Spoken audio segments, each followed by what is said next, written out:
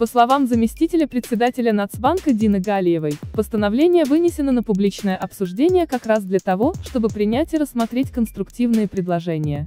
На днях казахстанские СМИ писали о том, что Нацбанк предложил ряд изменений в работе обменных пунктов страны. Проект постановления вынесен на публичное обсуждение. Эксперты стали высказывать опасения по поводу планируемых новшеств.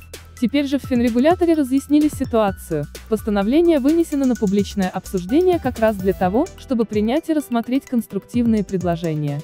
В частности, такие как обеспечение обменными пунктами аэропортов, ЖД-вокзалов, уровень капитализации в разрезе регионов и другие.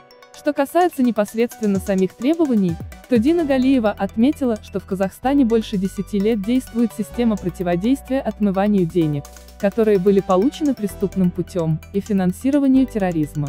Поэтому все финансовые организации, включая обменные пункты, проходят мониторинг.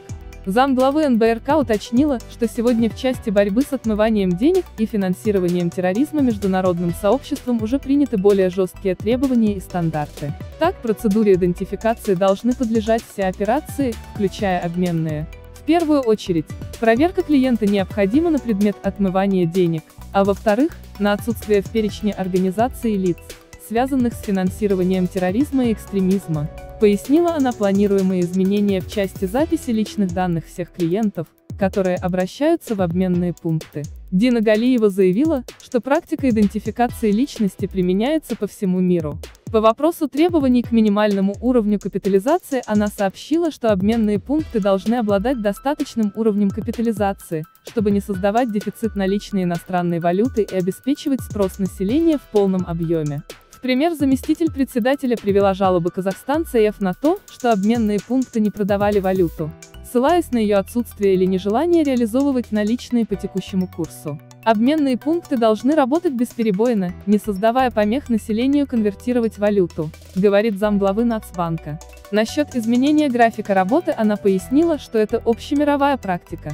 Например, в Турции, Таиланде, Польше и ряде других стран режим работы обменных пунктов ограничен только дневным временем до 7 вечера. Это прежде всего связано с вопросами безопасности работы в ночное время как для самих обменных пунктов, так и для населения, резюмировала Дина Галиева. Напомним, ранее сообщалось, что новыми правилами предусматривается фиксация сотрудниками обменных пунктов полного имени клиентов и данных о документах, удостоверяющих личность, а также изменение графика работы в пределах временного промежутка с 10 утра до 7 вечера. С Яндекс.Толокой можно зарабатывать в свободное время. Хоть 5 минут, хоть целый день. Зарабатывайте где угодно. Дома или в кафе, на улице или в транспорте. Все, что нужно, компьютер или телефон и доступ в интернет. Все задания очень простые. Никаких специальных знаний не нужно. Выполняя задания, вы делаете интернет чище и вносите вклад в развитие новых технологий. Выводите деньги быстро и легко. Яндекс.Толока.